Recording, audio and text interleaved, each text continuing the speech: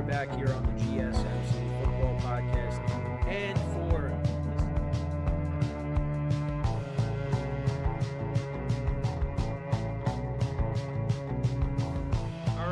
we are back here on the GSMC Football. Keep yourself in the loop of everything football on the Golden State Media Concepts Football Podcast. The latest news on and off the field, be it college football, Big Ten, SEC, Big 12, Pac-12, ACC to the NFL. We've got you covered. Listen to the Golden State Media Concepts Football Podcast.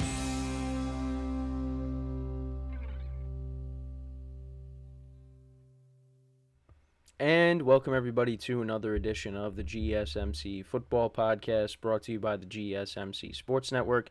As always, I'm your host, Kenneth Grunfelder, and it's great to have you guys here on this Friday, May 3rd. We have a lot to talk about on the show today. Before I get into that, I just want to remind you guys, as always, to tip or donate, get your comments recognized, make sure to go to the following link, that is GSMCPodcast.net. Again, that really helps the show, makes the show more interactive between myself, the host, and you guys, the viewers. Again, that is GSMCPodcast.net. And as always, it is displayed on the ticker at the bottom of the show segment down below. So, with that being said, let's get into what we are going to talk about for today. So, we're going to talk about more on the 49ers stuff regarding their wide receivers, more comments made by General Manager John Lynch on his commitment to both of these guys, because throughout this whole offseason, especially with Brandon Aiyuk, we've just been hearing nothing but trade rumors because of his contract and wanting a new contract. And then when the draft came around, we started hearing some rumors about Deebo Samuel maybe being traded. So I'll get into all that in a second. Then in the second part of the show, we'll take a look at some updated Super Bowl odds for each team. I looked at DraftKings, so we'll go based off of those odds, and I'll talk about them, give my thoughts on each team's Super Bowl odds. I mean, well, not going to go through every single team, but we'll go through the teams that have the best odds, and I'll give you my thoughts on that. Then in the third part of the show, we'll take a look at every quarterback that was taken in the first round in the 2024 NFL Draft, and I'll talk about their situations and, you know, if they might have to sit or if they're going to start right away. We'll get into all that as well. So really just kind of an overview on all the quarterbacks that were taken in the first round and, you know, the situations that they were drafted into. And then in the final part of the show, we'll talk about the Pittsburgh Steelers. They declined Najee Harris's fifth-year option. So this is his final year, and we'll see, you know, what happens after 2024 if they bring him back. But they did not pick up his fifth-year option, so I will talk about that as well. So, with that being said, let's get into the first topic, which is talking about the 49ers, which, again, another team that I have talked about a lot because with their receivers, they've been in the news a lot. So, let's get into that. And, yeah, so more comments from John Lynch. So, he was on the Pat McAfee show, and he basically was talking about his roster and, you know, the stuff revolving around his two receivers. And this is what he said. He said, "I love our roster. I'm doing everything in my power to keep our roster together." And we'll see if he says anything else in the article that I have here. So that was actually his only quote that he said. Okay. So that doesn't... I thought there was another quote, but I guess not. But that's basically what he said. Well, yeah. And here's... Well, yeah, this is more from the quote. "I love our roster, and I love the way it's comprised. I'm doing everything in my power to keep our roster together, and that's my goal. Deebo and Aiyuk are guys that we drafted, and we couldn't be more proud of these guys." So that's more from what he said on the Pat McAfee show. And, I mean, I do believe him. The 49ers are a team that are in a great position to contend for a Super Bowl. They've come up short a lot these last few seasons, but it's tough now because you got guys that are going to desire new contracts, and right now you still have Brock Purdy, who's not making that much money, but eventually he's going to need a new contract, and I know I've touched upon that this offseason. But so the window's kind of, you know, right now to get it done while Brock Purdy is still under that rookie contract. Because now when he needs a new contract, it's going to be harder to, keep some of the other guys. But also, is Brock Purdy the long-term answer at quarterback? And they definitely view that.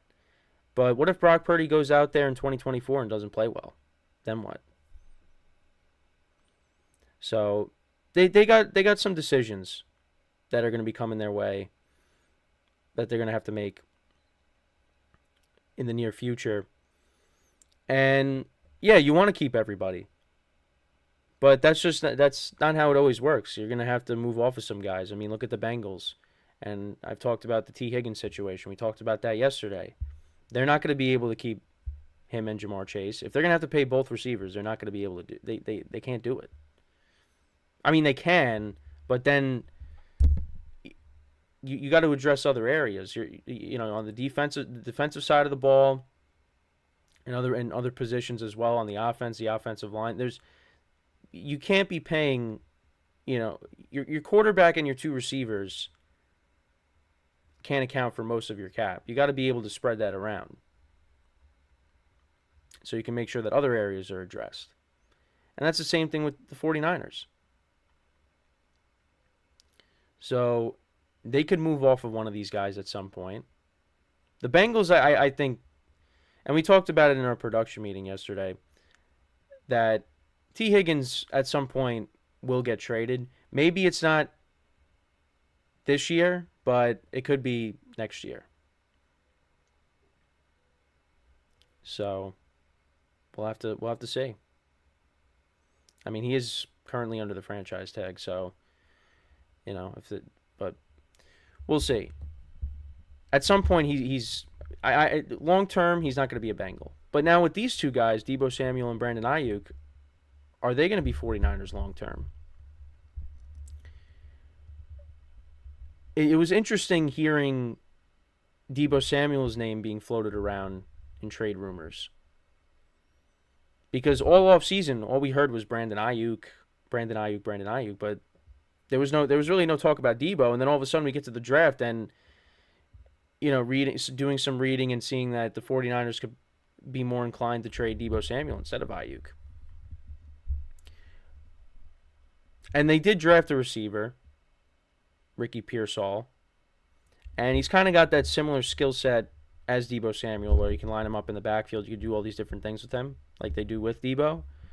So, and with Aiyuk, they don't really do that. So, Pearsall could be that Deebo replacement. Then maybe that's the receiver that ends up going. Now, I mean, you're hoping that they keep everybody for 2024. I mean, if John Lynch is doing everything he can to make sure that they're all good and they could keep their roster together, you're hoping that, as a Niners fan, that they're all together for this year. Because after this year, who knows? They might be moving off of some guys. They've had to let go of some guys too. Like, they let go of Eric Armstead on the defensive line, which hurts. So, this is the year to get it done. Because, again, you could see more guys looking to get paid, including their quarterback. So, you want to get it done. Now, can they do it? Yeah. I think they could. Of course, they could. I believe they can win a Super Bowl. The problem is they've gotten there a couple times and they've lost to the same team. And they had a lead in both games. They had a 10-point lead the first time they played the Chiefs, and then, they had a lead against the Chiefs again, and it evaporated because of, a muffed punt on special teams. And I don't know. I mean, I don't know what else the 49ers could have did. I mean, they could have cashed in on, some Patrick Mahomes or the Chiefs turnovers. Mahomes threw a pick and Pacheco fumbled, but the Niners didn't cash in. And I thought they did play a solid game, but they didn't do enough. And again, another thing that I've talked about all offseason, and Mahomes said it again recently, is that they are really guaranteeing this three-peat. They really want this to happen. And they got a great chance to. And I think the offense is going to be better. They were able to bring back Chris Jones. They, extended Andy Reid and the guys in the front office, and Travis Kelce got a pay raise. They're ready to go. But that's if you get to the Super Bowl. With the NFC, the Lions are not going away. The Packers got better. The Eagles got better. Dallas kind of stayed the same, and the 49ers own Dallas, so not really going to put them in. I think the Eagles are better than Dallas right now, because the Eagles got better. Dallas just stayed the same. Now Dallas could still Dallas played very well against the Eagles last year. They could have won both games, but the Eagles, they improved on defense, so we'll see how that matches up when these two teams meet in the fall, or whenever they play. They play later in the season. We get more towards the winter, but yeah, you'll see at least one matchup early on in the season. I would imagine, but that's really I mean, the teams in their own division, the 49ers, I think they're better. I mean, the Rams are going to be good, even without Aaron Donald. They're going to be a good team. You got the Seahawks, who are going to be a good team, but they still got some questions at quarterback, and we'll see how that plays out. And the 49ers are better than every team in the South, in the NFC South. So really, I look at, and back to the NFC North, I said the Lions and the Packers. I love what the Bears have done.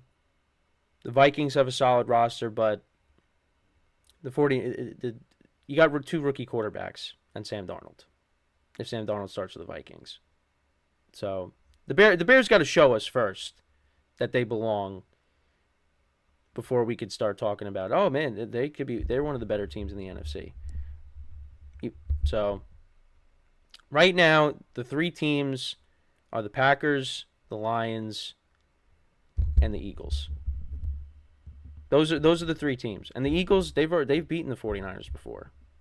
Now that was in the NFC Championship game, and Brock Purdy got hurt. And we'll see if the Eagles can recapture that 2022 magic and bring it into 2024. Because now you got Saquon Barkley, and like I said, you address the secondary, you address the defense as a whole this offseason, both in the draft and in free agency.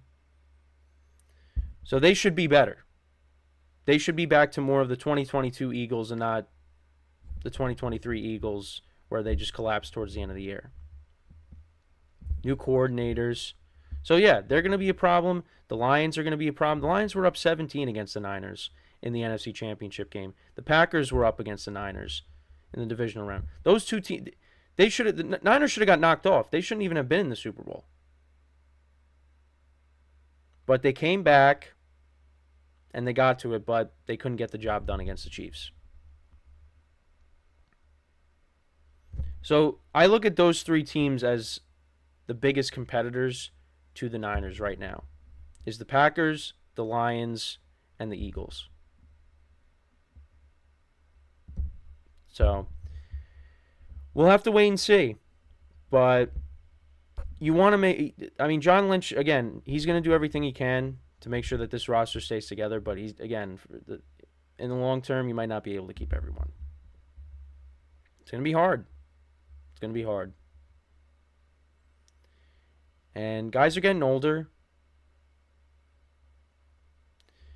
So you really, this is the year to do it. And it's going to be tough. It's going to be tough. I mean, those two games against the Packers and the Lions, they almost lost those games. Those games were at home. They were down 17 to the Lions at home. And I think the Lions are going to want to get back to that point again. And you got the Packers, who finished the year strong, won a playoff game, had a chance to beat the Niners, but it didn't happen. And then you have the Eagles, who, got stomped by the Niners in the regular season. I think they're gonna have a little bit of motivation too. So we'll have to wait and see. But you hear the general manager talking for the Niners. He wants to make sure that he keeps the roster together, and we'll see if he stays true to his word, and whether or not they move off of one of their receivers and opt to go with some of the younger guys that they've drafted. But again, we'll keep an eye on it. So let me know what you guys think about what John Lynch had to say. Who's more likely to be moved if the Niners do move off of a receiver? Is it Debo? Is it Aiyuk? Let me know in the comments, because again, we're going to be talking about this a lot even throughout the season. Maybe something happens before we even get to the season and someone ends up getting traded. So when we come back from our first break of the show, we'll talk about the Niners during this segment, and that is we will talk about the updated Super Bowl odds after the draft. I'll go through each team, or most of the teams, what their odds are going into next season. And that's what we'll do when we come back from our first break of the show. So with that being said, stick around, and we'll be right back here on the GSMC Football Podcast. I feel like I'm losing my mind. Is everybody in the world blind? Please, Lord, give me a sign, a sign. I feel like I'm losing my mind. Is everybody in the world blind? Please, Lord, give me a sign, a sign. I wanna be the greatest. Everybody on the fake shit. I look around and feel like everybody is the fakest. I make this every day and I'm impatient, hoping one day I blow up from the basement. Statement, the top is so vacant. I don't hear shit that I think is amazing. Waiting for my day when I'm playing sold out shows for 1,000 faces. Hey, give me that crown, get in my way and to be put down. It ain't your place, all this my town. If I want that shit, then I'll get it right now. I'm losing it, the noose it fits. I'm losing shit, a stupid myth. You choose to live or choose to dip. You choose to fight or lose your grip and lose a gift. I feel like I'm losing my mind. Is everybody in the world blind? Please, Lord, give me a sign, a sign. I feel like I'm losing my mind. Is everybody in the world blind? All right, and we are back here on the GSMC Football Podcast. And for the second part of the show, we are going to talk about the updated Super Bowl odds for teams, who has the best odds going into 2024. And I said we'll look at DraftKings. I know there's many different sports books we could look at, but DraftKings is the one that at least I use. So I figured I'll just look at their odds, and I'll give you my opinion on them. Also, one quick thing. So last night, the Knicks beat the 76ers. Great game. Very exciting. Very stressful for anyone that's a Knicks fan. Great series. A lot of exciting moments. But at the game last night was Saquon Barkley and A.J. Brown. And Saquon Barkley, of course, left the Giants to join the Eagles. And he tweeted out last night about how people are still bothering him over him leaving to go to the Eagles because they showed him at the game. And again, I'm a Giant fan. Saquon Barkley is no longer a Giant. And maybe it's because I didn't have as much, I guess, appreciation for him as many other Giant fans had. So that's why Giant fans are really upset that he left and went to a rival. Because to be honest, the way they've been the last several years, it's just, they needed to change. I didn't really have any attachment to a lot of the players. And even with him, I mean, he was on the team since 2018. So yeah, he's been on the team for a while. But with Barkley, you know what the Giants did? They did a lot of losing. And again, he's not, it's not all his fault. But with Saquon Barkley, the Giants didn't win a lot of games. So we need to turn the page. All right, let the guy live his life. He's in Philly. He's going to a basketball game. Let the man live. Let the man live his life. It's over. Let's focus on the team that they have right now. Start getting Devin Singletary jerseys. He actually, they wasted no time. They gave Devin Singletary 26. No hesitation. So, anyways, but yeah, that just annoys me. Yeah, and like you said in the tweet, it's been 2 months, which is actually crazy that it's been 2 months since he signed with the Eagles. It doesn't even feel like that, but that's where we are. Okay, so let's get back on topic here. So, here are the Super Bowl odds. Or teams with the best chance. I mean, I don't want to run through every single team, but who has the best odds? Can you take a guess? It's the Kansas City Chiefs, of course.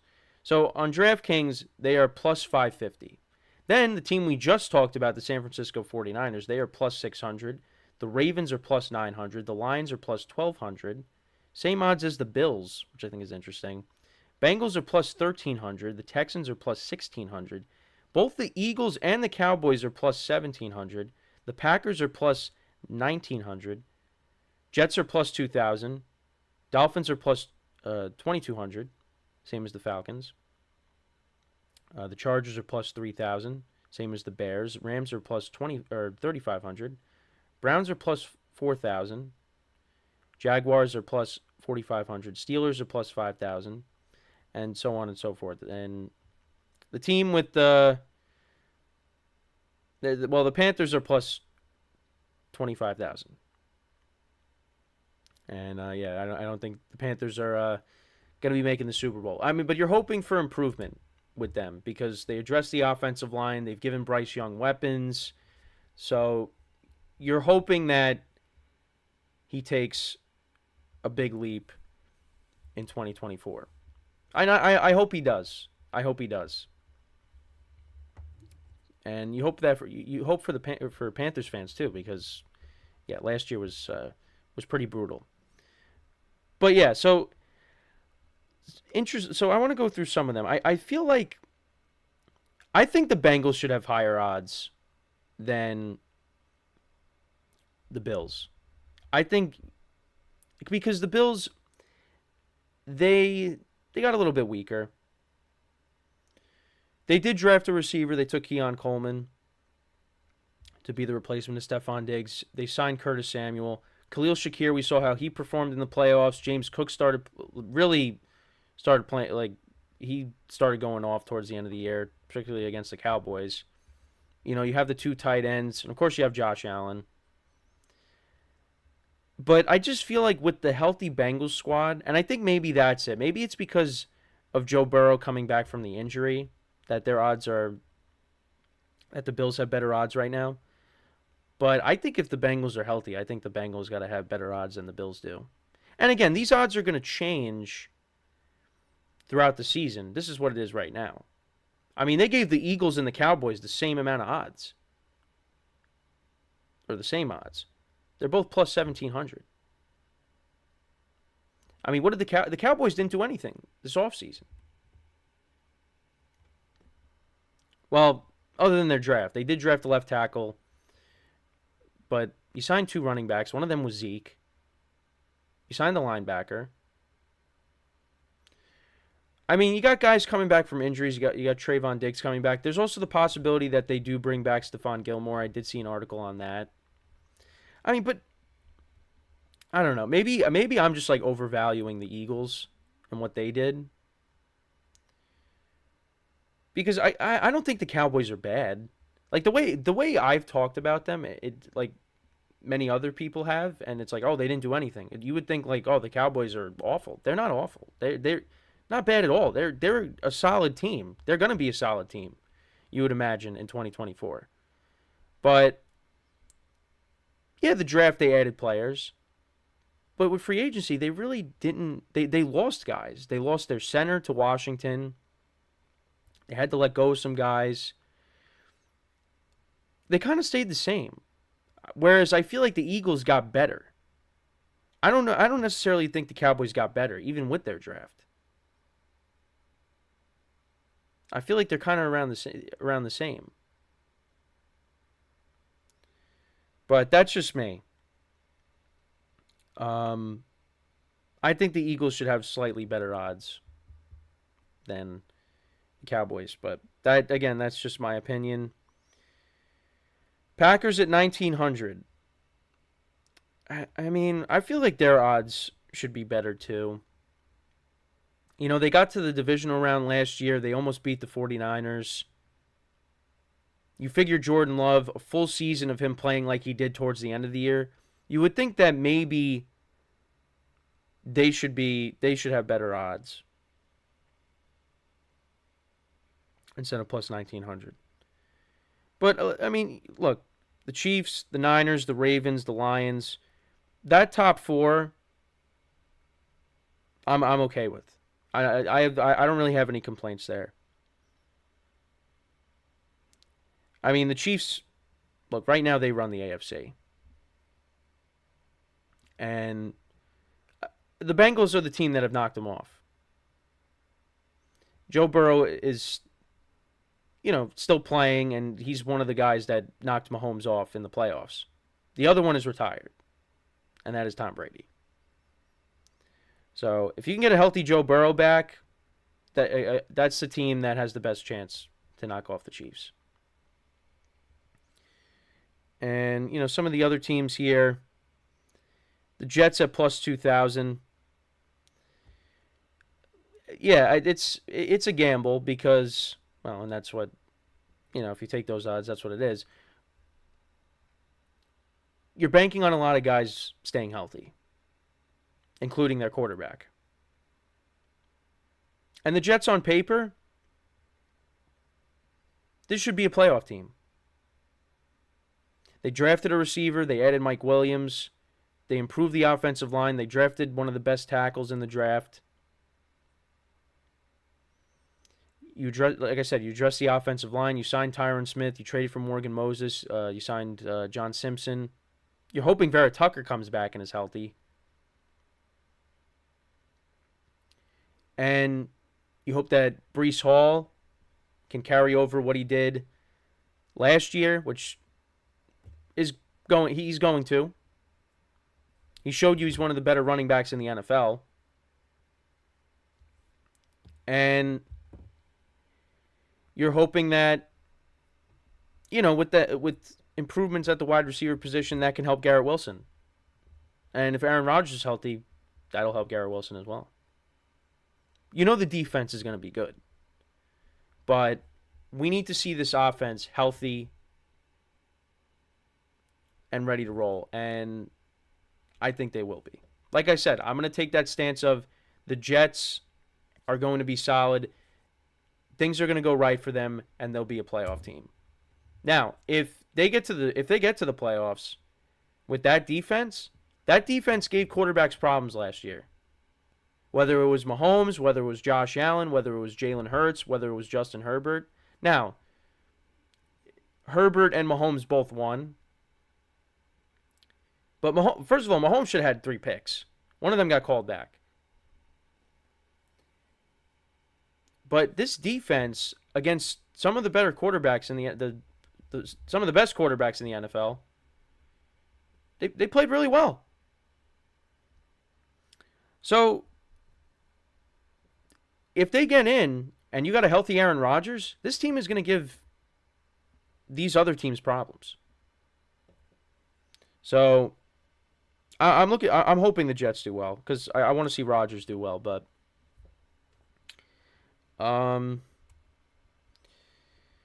yeah, and then again, you got some of the other teams. You got, the Dolphins and the Falcons plus 2,200. I mean, I don't see these teams making Super Bowl runs.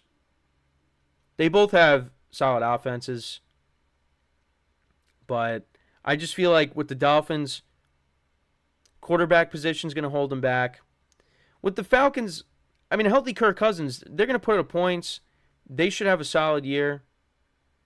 But I don't know. You look at the other teams in the NFC, they're just better. And that goes for every team in the NFC South.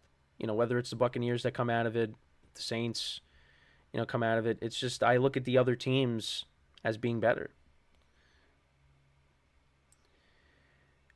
I mean, listen, when I look at the top 6, yeah, you could look at the Chiefs and say, yeah, I'll take the Chiefs. They've won the last 2 years. They're going for the three-peat. I'll just take them. But what would be take out the Chiefs for a second. What team here, at least from the Chiefs to, let's say to the Texans, or to actually we'll go from the Chiefs to the Packers.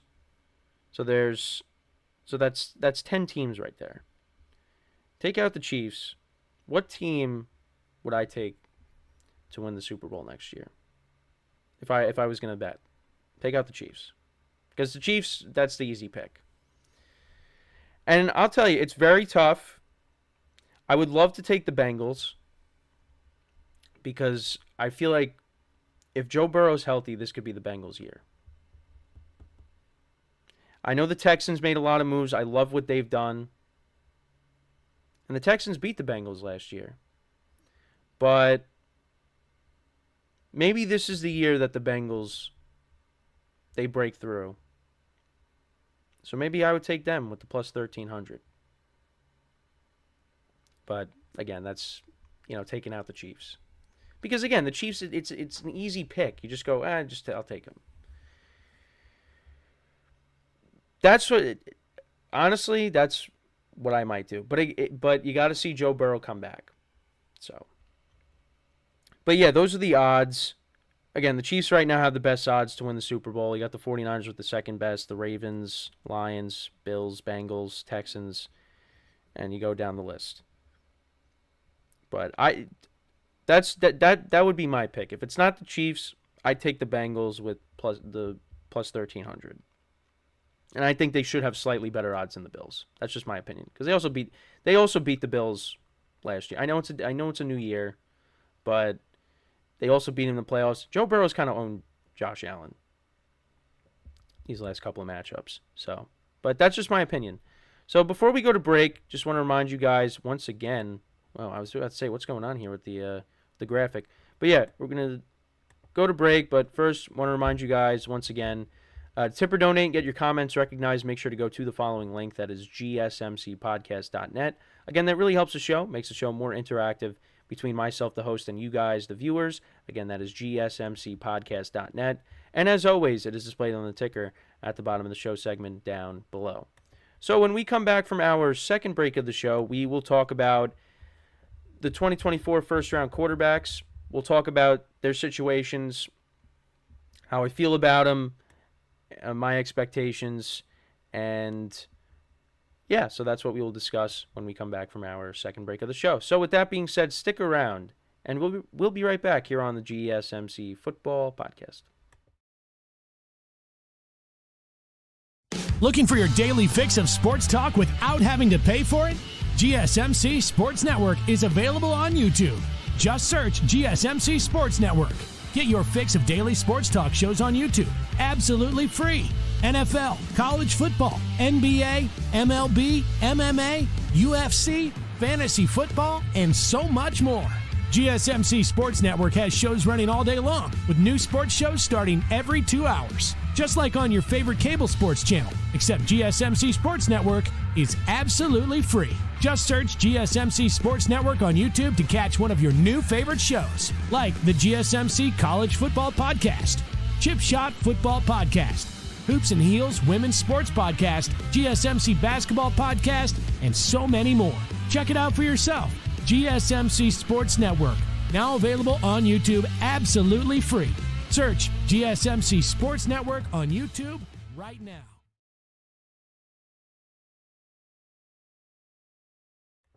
All right, and we are back here on the GSMC Football Podcast. And for the third part of the show, we are going to talk about all the quarterbacks that were taken in the first round of the NFL draft, I'll talk about each of their situations and kind of my expectations for them, at least in year one. So we'll go in order.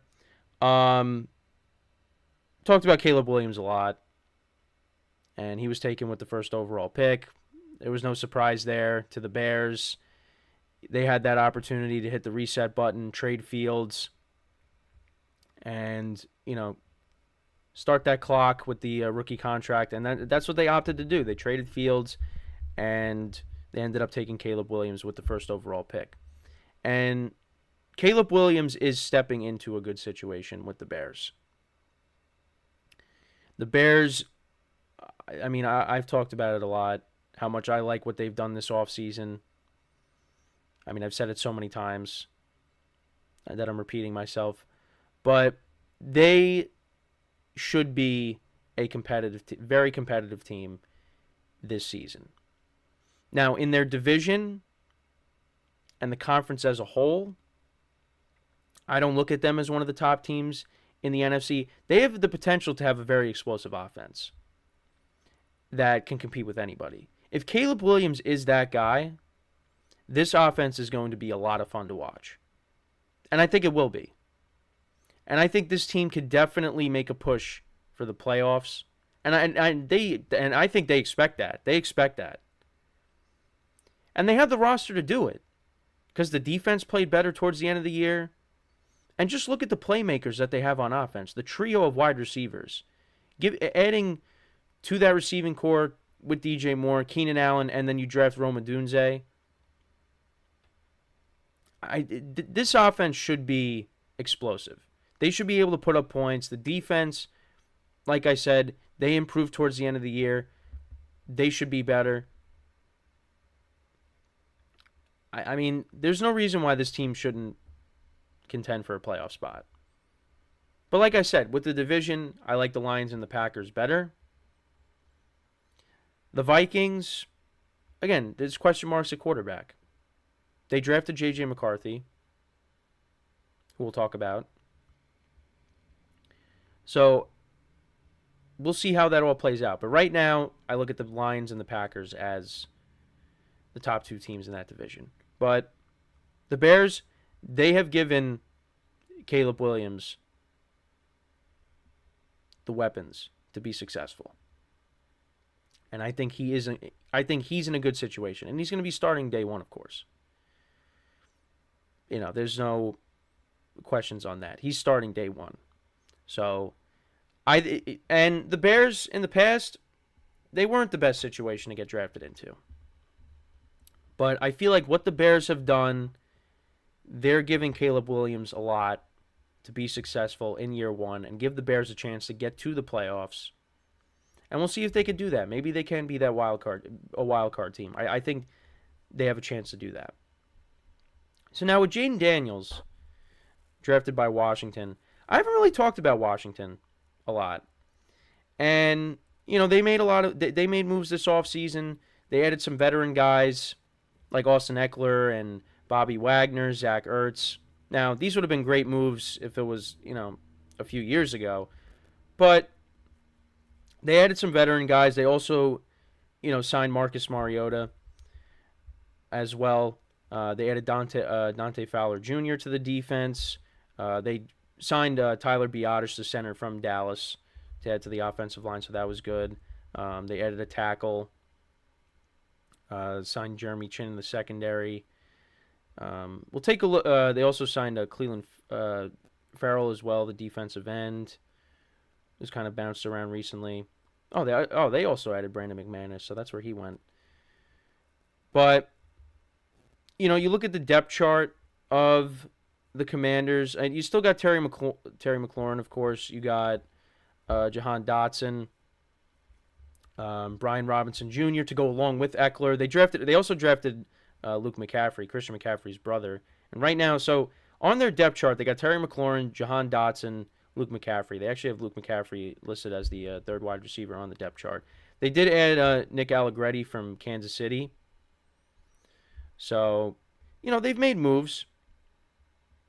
And along with the draft, they did draft Jer'Zhan Newton, who could have been a first-round pick. They drafted him out of Illinois. So the Commanders did make a lot of moves. They did have cap space, and they used that. Like I said, they added some veteran guys. They added guys on the offensive line, on the defense as well. So they did make moves. Now, are these going to be impactful moves?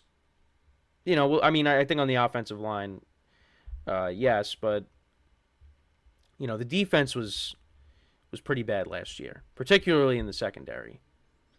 So, but I feel like all I've been talking about is the defense, and instead of the quarterback. But yeah, so Jaden Daniels, probably starting day one, coming off of a Heisman, and these were his stats from his final season with LSU. So almost 4,000 yards passing, 3,812 yards passing, 40 touchdowns, 4 interceptions, very impressive. And then last 2 seasons, he had 11 rushing touchdowns in 2022 and 10 rushing touchdowns in 2023. So he's got that mobility to him, of course. And, are his weapons, like how they are for Caleb Williams? No, not necessarily. But you got Terry McLaurin, who I think is, looking for some stability at the quarterback position. I mean, there was that quote he had where he just said he was running a lot of cardio. So you're hoping that they can develop a rapport. You got Jahan Dotson, who I think, they're still expecting big things out of him. He had just over 500 yards receiving and 4 touchdowns last year. So, and he's 24. And then you got Luke McCaffrey, who they drafted as well. So, yeah, I think the Commanders, they're, on the come up. I think they're, at least they got their guy. So we'll see how his game translates to the NFL. Like I said, I like the Bears situation better than the Commanders, but he does have some weapons around him. But I wouldn't say he has the supporting cast like Caleb Williams does with the Bears. So that's my thoughts on Jaden Daniels' situation. Again, the combination of Austin Eckler and Brian Robinson Jr., I think that's good. And to have a decent running game, that definitely will help. So, and Brian Robinson Jr. had a good season last year with the Commanders. So that's my thoughts on Jaden Daniels and his situation. Then you go down to Michael Penix. And, oh, nope, I skipped over Drake May. My bad. I talked about them a little bit yesterday, the Patriots, and, Jacoby Brissett talking about there maybe being a competition.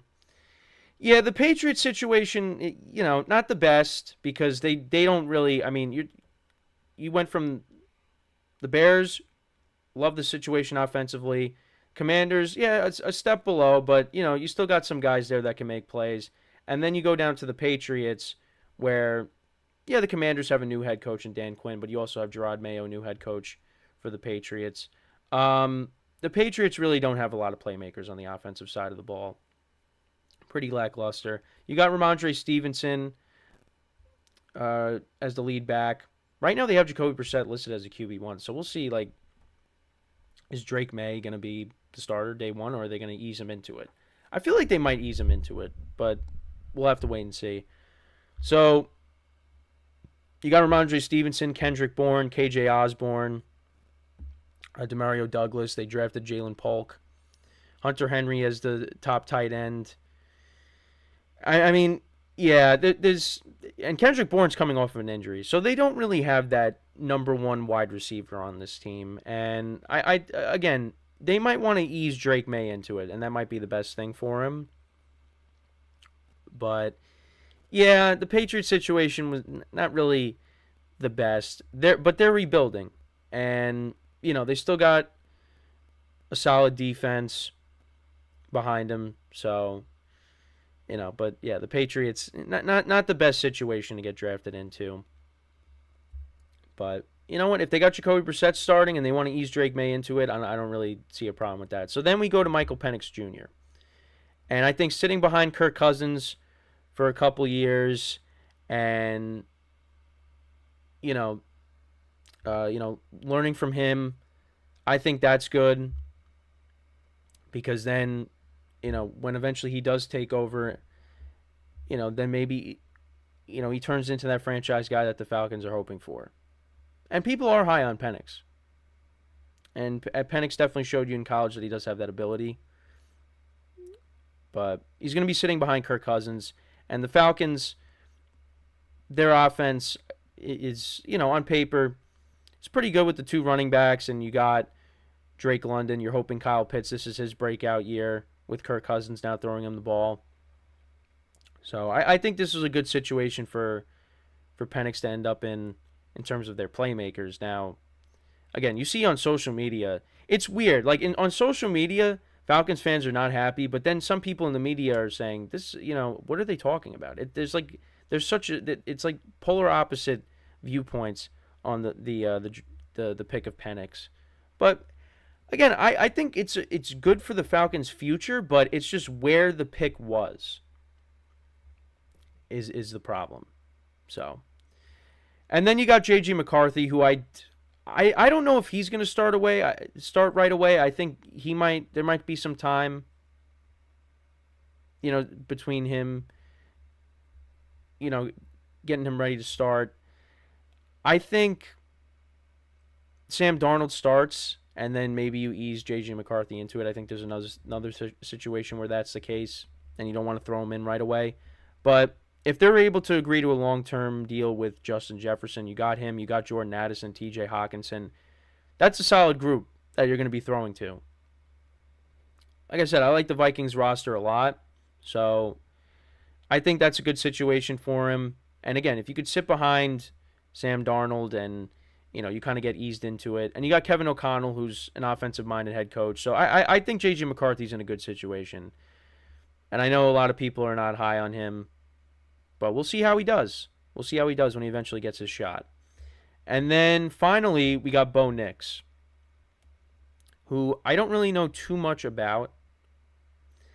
But, well, like I said, I with a lot of these prospects, I don't know that much about each prospect. But with Bo Nix, with the Broncos, I mean, they might be trading Courtland Sutton. That's a possibility. I don't think he's going to be starting right away. I feel, right now they got him listed as, again, ESPN has him listed as the number 1 on the depth chart, but that doesn't necessarily mean that's the case. And that goes for every depth chart that I've kind of looked at. But they could be trading Courtland Sutton. They brought back Tim Patrick. Oh, they signed Josh Reynolds. Okay, I didn't realize that's where Josh Reynolds went. They did sign they drafted one of his receivers, Troy Franklin. So that's good for him. You got Marvin Mims Jr., who was used, more on special teams. Yeah, I don't know if Bo Nix is going to start right away. He might be another one where they want to ease him into it. But yeah, I don't know. The Broncos might not be the best situation, but he is coming off of an impressive season with Oregon. 45 touchdowns to 3 interceptions, 4,500 yards passing. Now again, that's just his stats. I mean, you got to look at the opponents that he did it against. I get it. I understand that. But still, I mean, 45 touchdowns with 3 picks is very good.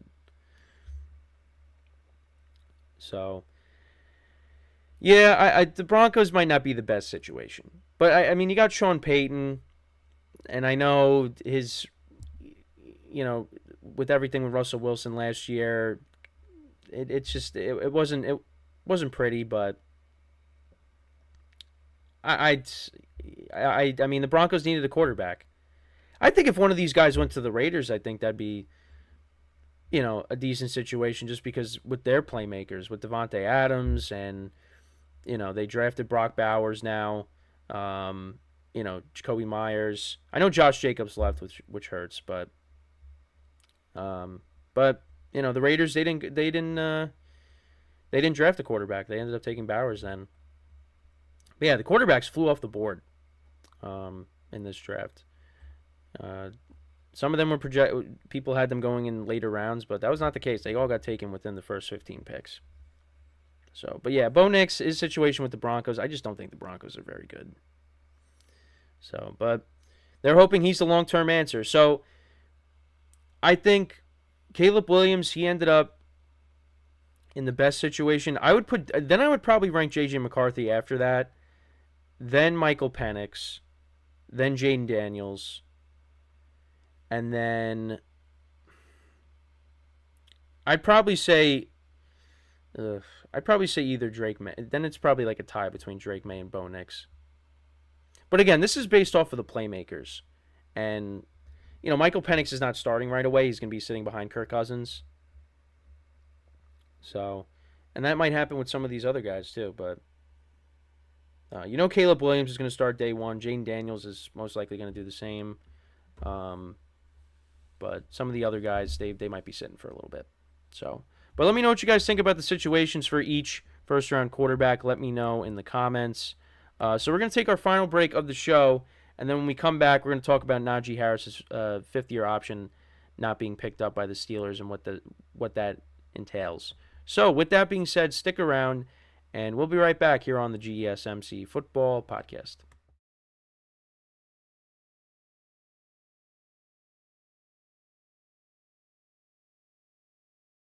For the best and latest podcasts available anywhere, go to the podcast app on your cell phone and type in GSMC to access free content-rich podcasts on health and wellness, book reviews, sports, entertainment, relationships, social media, movies, technology, finance, and even weird news. Subscribe and download the GSMC Podcast Network's family of shows, available everywhere podcasts are found.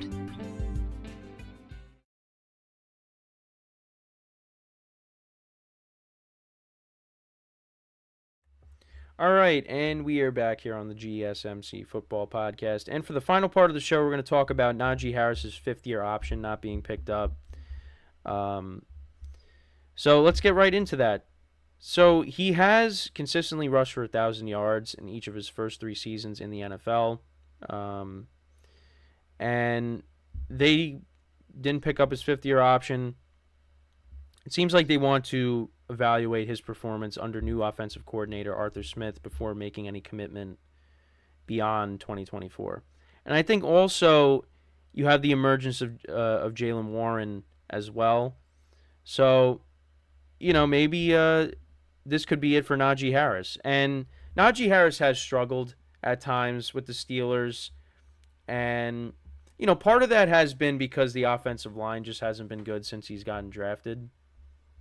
But yeah, it's just at times like you see, some of his I don't want to say routes, but like you see how like I've seen a couple videos like from prior seasons. Like there was that one against the Eagles where he could have very easily just kept running and he would have gained more yards, but instead he starts, trying to juke out a man and then ends up getting tackled. I don't know, that's just one thing I could think of. But yeah, it's just he hasn't been. At times, he's like I said, he's struggled. But again, he's still managed to, reach 1,000 yards. So let's kind of go through Najee Harris's stats with the Steelers since he got drafted back in 2021. So, yeah, 2021, 307 carries or 307 attempts, 1,200 yards rushing, 7 touchdowns. 2022, 272 attempts. 1,034 rushing yards and 7 touchdowns, and then had one more rushing touchdown in 2023. Had 1,035 rushing yards and 8 touchdowns. But yeah, towards the end of the year, him and Jaylen Warren were really running the ball effectively for the Steelers, and that also helped the Steelers get to the playoffs. So if we go to let's see if we can go to the game logs. But yeah, you go back to.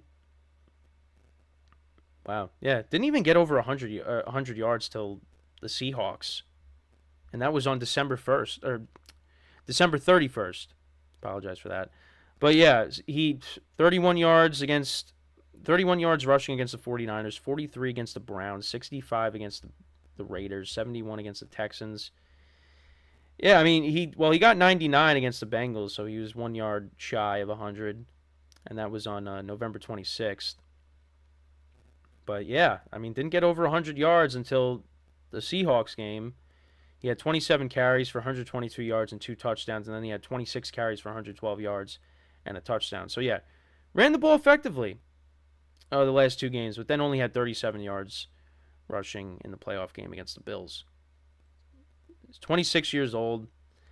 I mean, I feel like with Jaylen Warren, maybe they move off of Najee Harris again because of the running back position. He's 25, and 784 rushing yards and 4 touchdowns, but he averaged 5.3 yards per carry. With Najee Harris, he was averaging, what did he average last year? He averaged 4.1. So, Jaylen Warren kind of was the better running back, even though Najee Harris had more yards. But and throughout the year, you had Mike Tomlin saying, that they, saying some things on the position. It was kind of like a week-to-week thing on who was going to be the lead running back. But, I think it's a nice duo that they got. Now, I don't know how much longer that duo is going to be together because they might end up just moving off of Najee Harris after 2024. Or maybe they bring him back. Because, I mean, he is 26, but, he's getting to that age where, and we saw a lot of changes with running backs going to different places. Teams are kind of hesitant to, give running backs big top dollar, except the Eagles, they paid Saquon Barkley a gazillion dollars. So, they're teams that are still willing to open their wallets for that position, but it's not very often you're going to see that. I think that's kind of just an outlier with Saquon getting paid. And, I could see like I said, I could see the Steelers moving off of him and not giving him that long-term contract because of the position. So it could be Jaylen Warren that ends up being the lead guy there, and then the Steelers, they maybe bring in a veteran or they draft a quarterback. They draft another one. So we'll see, but this could be Najee Harris's best year because the Steelers really prioritized this offensive line in the draft. They took three linemen. 2 of them are going to be starting, definitely. Well, actually, I think all 3 of them could be starting, at least when I was looking at the depth chart. But they also drafted a lineman, a tackle last year, I believe. So they are really trying to, build this offensive line up. Because, you want to be able to protect your quarterback and you want to be able to, open up those lanes for the running game. And the running game, we could talk about Mason Rudolph and what he was able to do, to help the Steelers get back to the playoffs. But the running game also played its part too. And like I said, talking about what Najee Harris did in those final 2 games against the Seahawks and the Ravens. If the offensive line is a solid unit, once again, because the Steelers, when you had the killer bees, and I brought this up early in the week, but they had a solid offensive line, from left to right. And, a lot of those guys retired. I mean, pretty much all those guys retired. I don't think anybody's left. I don't think, Villanueva, I think, is he still playing? I know Pouncey retired, DeCastro retired. Who else am I missing? I know Kelvin Beachum, but I know he went to a different team. I'm trying to remember. But I know Pouncey, I know Villanueva, I know DeCastro. I know Matt Filer was on the offensive line, but I think that might have been a little bit after. But yeah, I mean, all those guys, with the Killer Bees, that was a solid offensive line, regardless. If I could find the depth chart, then I could tell you right now. Let's see. Pittsburgh Steelers depth chart archive. Oh yeah, you had Ramon Foster, but who's the other tackle I was thinking of?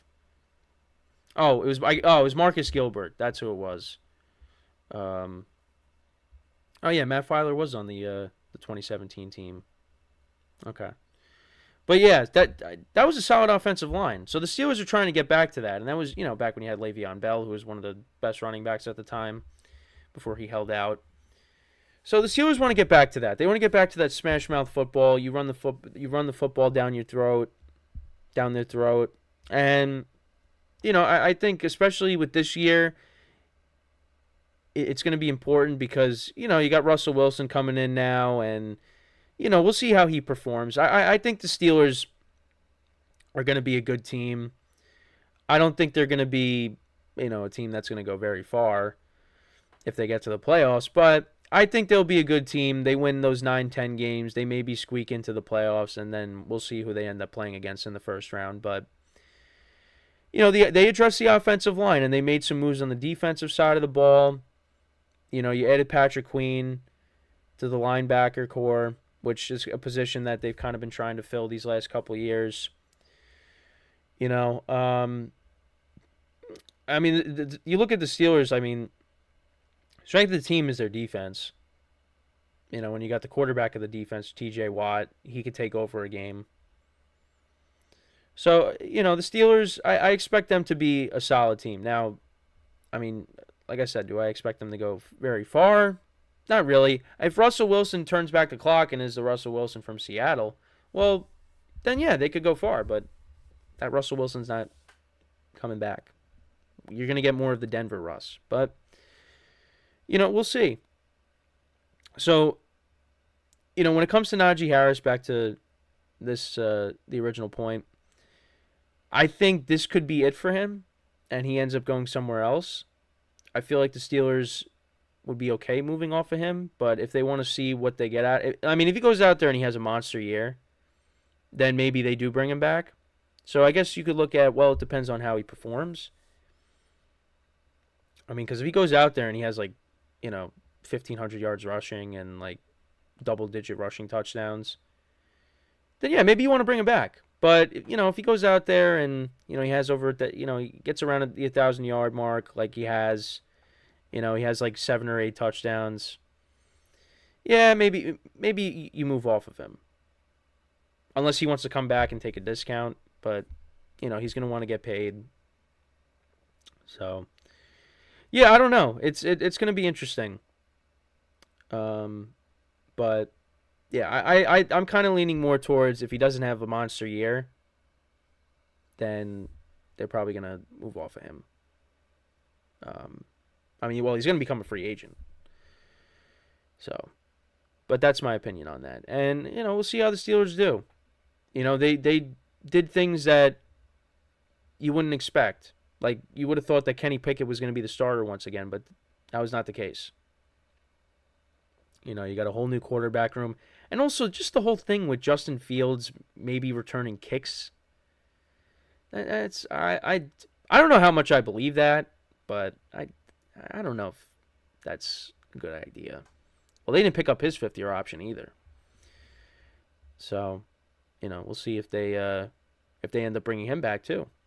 But yeah, the Steelers, they're kind of like a middle-of-the-pack team with the AFC, but it's just because, I think they're a good team, but it's just the conference is loaded that there's so many other teams that you would take over them right now.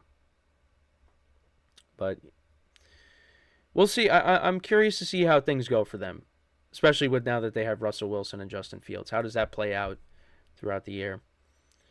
But yeah, other than that, that's pretty much it for the show for today. Thank you guys for tuning in. Like I always say, make sure to check out all the other shows. We got new shows coming out. The soccer podcast.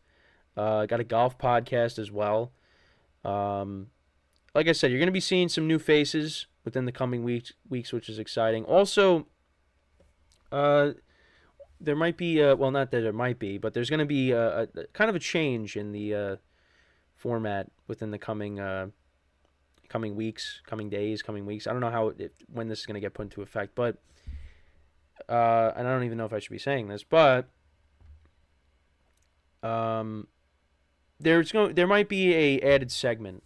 The show will still be an hour, but there's going to be an added segment. So instead of 4 segments, there'll be 5. So, but it'll still be an hour. It's just the segments will be shorter, but there'll be an added segment. So it'll be 5. So I think I'm allowed to say that, right? Hopefully I don't get in trouble. No, I'm joking. But yeah, so there's going to be a slight change to the format, which, like I said, it's might be adding another segment. So I don't know when that's going to go into effect, but that was something that was discussed. So, but yeah, like I said, that's pretty much it. Changes are on the way, new faces. Like I said, you'll be seeing in the coming days. And, make sure to check out all the other shows with the basketball playoffs, hockey playoffs, baseball, wrestling, soccer. Get all the perspectives. Like I said, like I always say, make sure to give the other show some love. And, so with that, that is all the time that we have for today. Once again, thank you guys for tuning in. We'll be back again on Monday, 10:30 a.m. Eastern Time. And until then, I'm your host, Kenneth Gruenfelder, signing off from the GSMC Football Podcast, brought to you by the GSMC Sports Network. Have a good day, enjoy the weekend, and I will see you guys next time. Take care.